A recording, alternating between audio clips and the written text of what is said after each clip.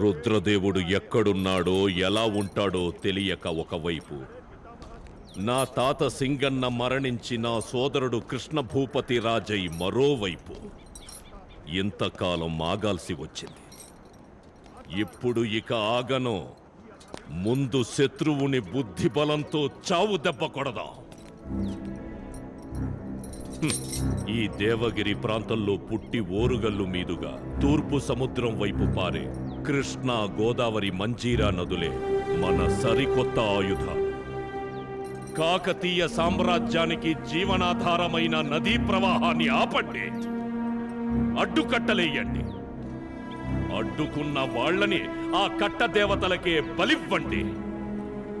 నీళ్లు కరువైతే కాళ్ల బేరానికి రాక చేస్తారా కాకతీయులు?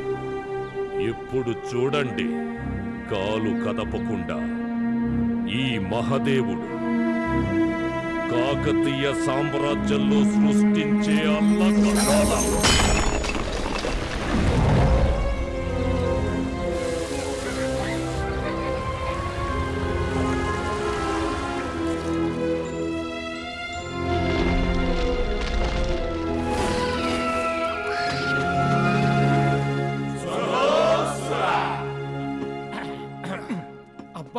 మదిర ఏంటి మరీ ఘాటుగా ఉన్నది? మంచినీరు కలపలేదా? మదిరపాన ప్రియులైన రారాజులు మన్నించాలి. ఇక్కడ తాగడానికే మంచినీరు లేక చచ్చిపోతున్నాం. ఇక మదిరలోకి ఎక్కడి నుంచి తెచ్చి కలపాలి? ఆ దేవగిరి మహాదేవుడు దెబ్బ వల్ల ముందు ముందు స్నానాలకే కాదు అన్ని పనులకి మదిరే వాడాలి.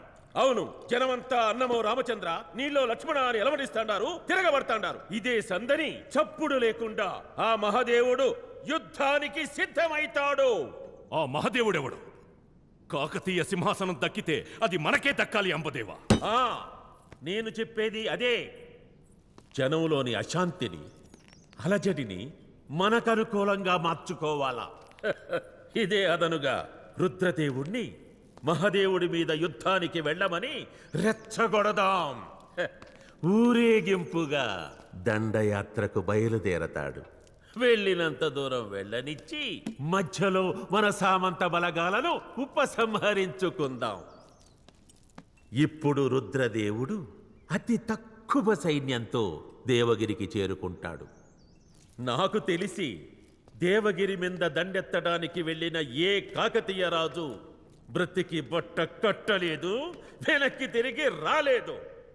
ఈలోపుగా మనమందరం ఇక్కడ ఒంటరిగా ఉన్న ఓరుగల్లుని ఆక్రమించుకుందాం. ముందు సమరం సమస్యతో, ఆ తరువాతే శత్రువుతో. ఇది రుద్రదేవుడి కొత్త రాజకీయమా? కాదు, మహాదేవుడి కుటిల రాజనీతికి సమాధానం. ఇబ్బందుల్లో ఉన్న ప్రజలని వాళ్ళ కర్మానికి వాళ్ళని వదిలేసి యుద్ధానికి వెళ్లడం సమంజసం కాదు. ప్రజలకి అంతా వివరించాలి. ఓహో, అనగా రావి చెట్టు కింద రచ్చబండ మింద కూర్చొని డప్పు కొట్టి చెబుతారా? అక్షరాల నిజమంబదేవా. ఊరూరా తిరుగుతా, ప్రజలతోనే మాట్లాడుతా, వాళ్ళ సమస్య తీర్చాకే సమరం. కాకతీయ వంశంలో ఇలాంటి పిరికి పంద పడతాడని, యుద్ధం అంటే భయపడిపోతాడని కలలో కూడా అనుకోలేదు. రాజులు వెళ్ళి ప్రజలకి సమాధానం చెప్పడమా? రాని రాజ్యం ఏమవుతుందో తలుచుకుంటేనే భయమేస్తుంది. మా సామంతులమందరము నిరసన తెలియజేస్తూ ఈ సభ నుంచి నిష్క్రమిస్తాం. రండి. సామంతుల ఉచ్చు నుంచి తప్పించుకున్న రుద్రదేవుడు తనే ఓ సరికొత్త ఆపదలో చిక్కుకున్నాడు. ప్రజల మధ్యలోకి వెళితే తన నిజరూపం బయటపడుతుందేమోనన్న భయాన్ని కూడా లెక్క చేయకుండా కోట దాటి మొదటి అడుగు వేశాడు. అవతల చొక్క నీళ్లు లేక పొలాలు ఎండిపోతున్నాయి. యువతల గుక్కడు నీళ్లు గుప్పెడు మెతుకులు లేక కడుపులు కాలిపోతున్నాయి. మేము ఆకలితో చచ్చే కన్నా యుద్ధంలో చచ్చిపోతేనే మంచిది. చావడానికి మేము సిద్ధం. మీరెందుకు వెనకడుగేస్తున్నారు యువరాజా? యుద్ధం చెయ్యాలి, కానీ మనం చావడానికి కాదు, మన ముందు తరాలని బ్రతికించుకోవడానికి. ఆ దేవగిరి మహదేవుడు మన రాజ్యం కరువు కాటకాలతో అలమటించాలని నది ప్రవాహాన్ని ఆపాడు. ఆ నది నీళ్లని ఆపగలడు. ఆకాశం నుంచి కురిసే వానని ఎవడైనా ఆపగలడా? చినుకు పడదా, చిగురు తడవదా, ఈ నేల పులకించదా? ఆ వాన నీళ్లే చాలు. ఆ నీటిని చెరువుల్లో భద్రపరుచుకుందాం. దానికనువుగా కాకతీయ వంశాచార ప్రకారం గణపతి దేవ చక్రవర్తుల వారి పేరిట గణప సముద్రం, చక్రవర్తుల వారి తల్లి పేరిట పయ్యంబ సాగరం, మరో సోదరి పేరిట కుంద సముద్రం, యువరాజుల వారి పేరిట రుద్ర సముద్రం అని జలాశయాల నిర్మాణం ప్రారంభమయ్యాయి. గొంతుండిపోతుంటే బావి తవ్వినట్టుగా వెంటనే దాహం తీరుతుందా? అందుకే ముచుకుందా నది నుంచి తవ్విన మూసేటి కాలువ, ఆలేరు నుంచి తవ్విన ఆలేటి కాలువల నుంచి సాగుకి అవసరమైన నీళ్లు నీరు కట్టు ఉద్యోగుల ఆధ్వర్యంలో అందరికీ అందుతాయి. ఈ సమస్య తీరేంత వరకు మీకు పన్నులన్నీ రద్దు చేస్తున్నాం. మనం స్వయం సమృద్ధి సాధించేంత వరకు యుద్ధానికి సరైన సమయం కాదు. ఆ తరువాత వెనకాడేది లేదు. అంతవరకు నువ్వు బతుకుంటే కదా. చెరువులు కాదు, ముందు మీరు సమాధులు తవ్వించుకోండి. నీళ్లే కాదు, ఈ భూమి మీద నూకలే లేకుండా చేస్తాడు మా దేవగిరి మహాదేవుడు. జై జై మహాదేవ నాయక. మహాదేవుడు మనుషులు మనలో కలిసిపోయి ఉన్నారా?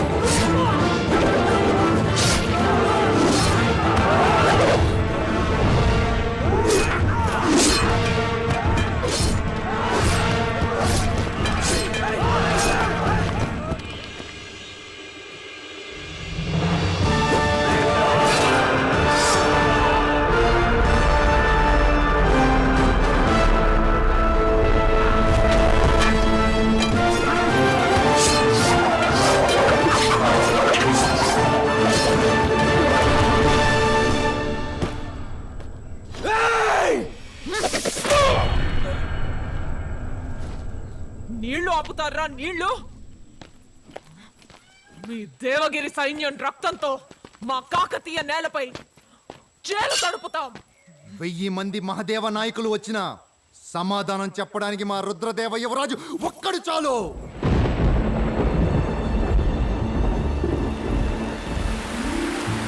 కాకతీయ భగీరథుడు రుద్రదేవ యువరాజా వారికి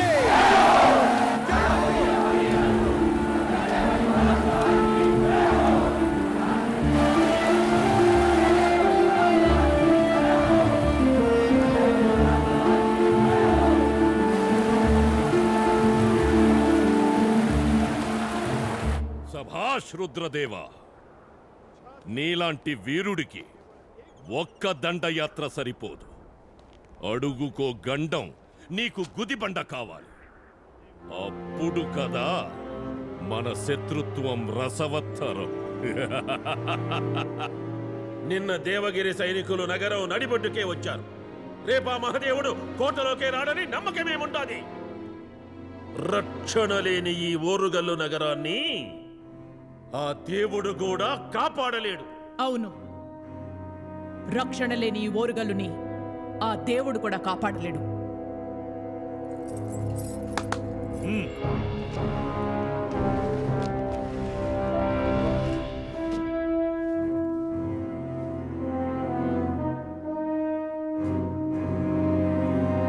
నా తండ్రి గారు గణపతి దేవ చక్రవర్తుల వారు కాకతీయ సామ్రాజ్య పరిరక్షణకి పరిపుష్టత కోసం కన్న అద్భుత స్వప్నం ఈ 7 కోట గోడల నిర్మాణం.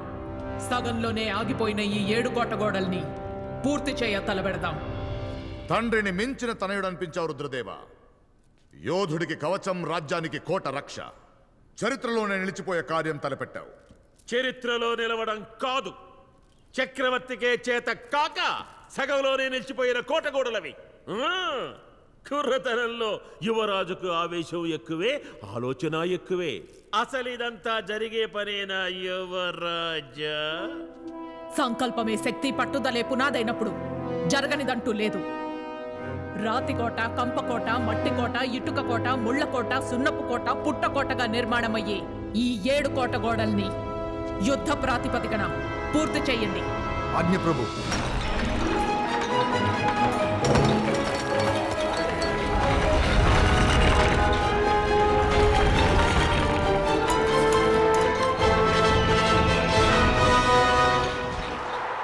కోట గోడల నిర్మాణానికి విరాళాలు సేకరించడానికి నిర్వహిస్తున్న ఈ ఉత్సవాల్లో 2 ప్రత్యేకతలు ఉన్నాయి. కాకతీయ వైభవానికి ప్రతీకగా నిలిచిన ఈ విజయ స్తూపాన్ని అధిరోహించిన వీరుడిని కాకతీయ విజయ ధ్వజ విక్రమ విజేత బిరుదుతో సత్కరిస్తాం. అలాగే వర్ధమానపురం పాలకుడు లకుమయారెడ్డి కుమారుడైన వరదారెడ్డి, ఆదవోని ఏలిక కోటారెడ్డి కుమార్తె అనామికాదేవిని చక్రవర్తులు వారి సమక్షంలో పరిణయమాడబోతున్నాడు. కొత్త జంటే కాదు, ఇరు ప్రాంతాలు ఇప్పుడు ఒక్కటవుతాయన్నమాట. ఈ వివాహానికి వచ్చిన కానుకలని విరాళాలుగా సమర్పించుకుంటున్నాం. భేష్ లకుమయారెడ్డి, మీ కోశాగారం నుంచి కాసు కూడా కదలకుండా జనం మీదే బరువు మోపారు. స్వామి కార్యం స్వకార్యం. ముందు వీరుల పోటీ కానివ్వండి. నేను కోరుకుంటున్నది అదే. ముందు పోటీ, తరువాతే పెళ్లి. పెళ్ళైన వెంటనే ఈ కానుకలు మనకి, దొంగ బంగారం కోసాగారానికి.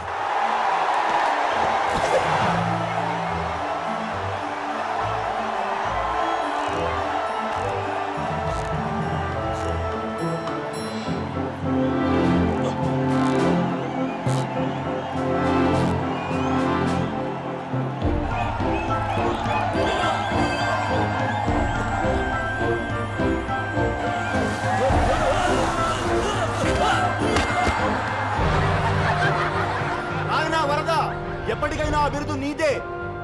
ముందు ఈ వేడుక జరగని. ఎప్పటికైనా నీకు నేనే మగుణ్ణి.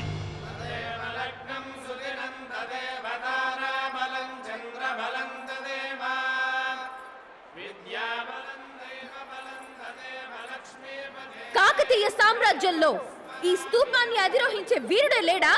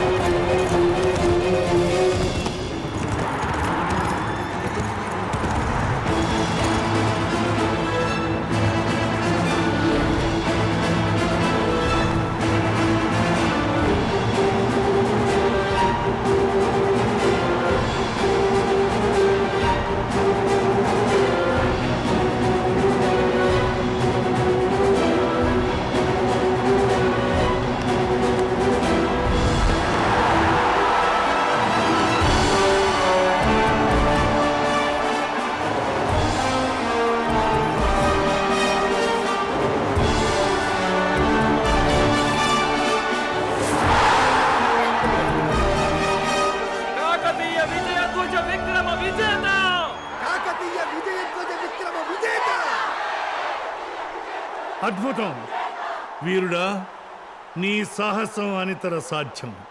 ఎవరు నువ్వు? నీ గోత్రనామాలు, ప్రాంతం పేరు చెప్పి బిరుదు సత్కారాలు స్వీకరించు. బదులు పలకకపోవడం అమర్యాద, అవమానకరం. విజేతవి కాబట్టి మరో అవకాశం ఇస్తున్నాం. చెప్పు, నువ్వెవరు?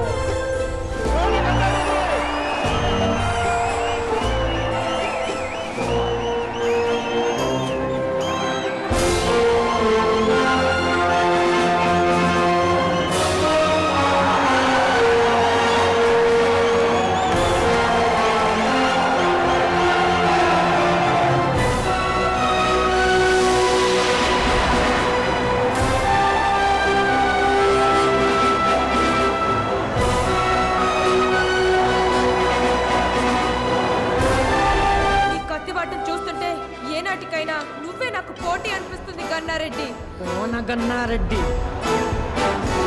తన తండ్రి మా అన్న గోన బుద్ధారెడ్డి లాగా ఈ గోనగన్నారెడ్డి కాకతీయులతో చేయి కలుపుతాడనుకుంటే ఏకంగా కట్టె దూశాడు ప్రభు. బందిపోట్ల మారి సామంతుల ఖజానాలతో పాటు ప్రాణాలు తీసేస్తున్నాడు.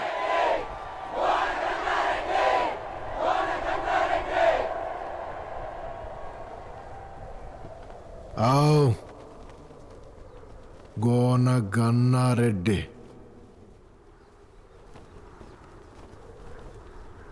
నా గురించి మీలా ఎక్కువ మంది ఉంటారు, ఎందుకంటే నన్ను నేరుగా చూసిన వాళ్ళు తక్కువ మందే బతుకుంటారు. కాకతీయ విజయ ధ్వజ విక్రమ విజేత గమనుండువా గీ స్తూపాలు ఎక్కుడు ఈపులు గోకుడు మన్ను బిస్కుడు గేం పందాలరా హుసేన్ నమ్మోల్తాళ్ళత్తా ఎత్తు ఆయన పులి పాలు విండేటోడికి బర్రె పాలు విండు పంద్యమారా. సూటిగా చెప్పు, ఎందుకొచ్చావు? చెప్తా. చిన్నాయన ఎన్నుపోటు పొడిసి మా నాయనని చంపిండు. ఏడిసి పెట్టినా తండ్రి లెక్క చూడాల్సిన రాజు పట్టించుకోలే. అది ఏడిసిన మంది కోసం పోరాటం చేస్తే బందిపోటని ముద్దరేసిర్రు. అది కూడా ఇడిసిపెట్టినా. నాకు అన్యాయం జరిగితే ఏడువా, కానీ నా ముంగట అన్యాయం జరిగితే ఈడువా. ప్రభువుల సమక్షంలో ఒక ఆడవిళ్ళకి ఇష్టం లేని రాజకీయ వివాహమా జరగనీయా? గోనగన్నారెడ్డి ఏంద్రు వరద నా దొంగ సోదరా. అయినా బల్లి నోట్ల మల్లెపూ పెట్టినట్టు నీకెందుకురా గీ పెండ్లి? మళ్ళా స్తూపాలు ఎక్కుడూ జారుడేంద్రా నమ్మోల్తాళ్ళ తాయెత్తు. ఇట్లా అన్ని సగం సగం చేసి ఇడిస్తే ఆఖరికి పిల్లిని కూడా తల్లించేలేవు. అర్ధవీర అర్ధవీరుడైనా వీరుడేగా. మా అల్లుడు సగం ఎక్కాడు, మాకది చాలు. కాపురం కూడా సగమే చేస్తాడు. గజ్జాల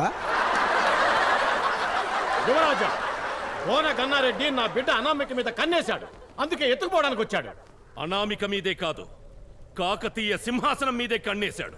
గమ్మునుండవా హరిహర దేవయ్య. రాజు కావలసిందే వారసుడు కాదు, వీరుడు. పెద్దలు చెప్పలే, రాజ్యం వీరభోజ్యం.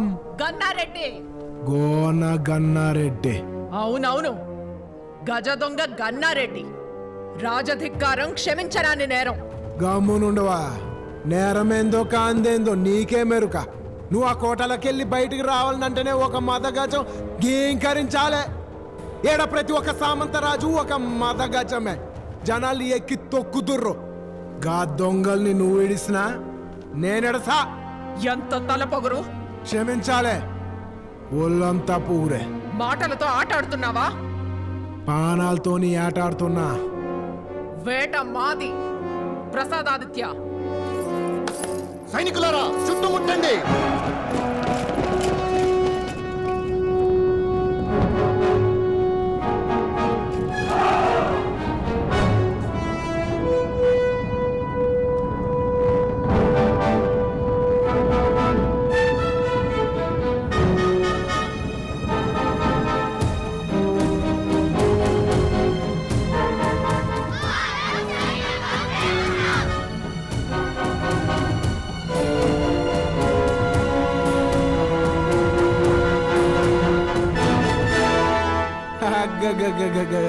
పోరగాళ్ళు గా ఉండేలు చూపి నా గుండెలు దోసిర్రా. బాబా పిల్లలని కూడా చూడం, వెనక్కి వెళ్ళండి.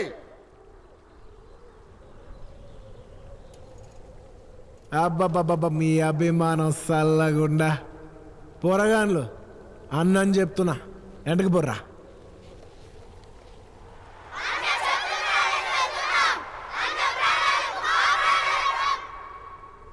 గోనగన్నారెడ్డి, నువ్వన్నట్టు నాకు ఈ రాజకీయ వివాహం ఇష్టం లేదు. కానీ వరదారెడ్డి అర్ధవీరుడు, నన్ను తీసుకెళ్ళనివ్వడు. నీకు దమ్ముంటే వరదారెడ్డిని ఓడించు, నేనే నీతో వస్తా. ఆజ్ఞ యువరాజా, ఈ రోజు నా పెళ్లి, వీడి చావు రెండు నా చేతుల్లోనే. వీణ్ణి చంపాలని నేను ఎప్పటి నుంచో ఎదురు చూస్తున్నాను. అనామిక సిద్ధంగా ఉండు.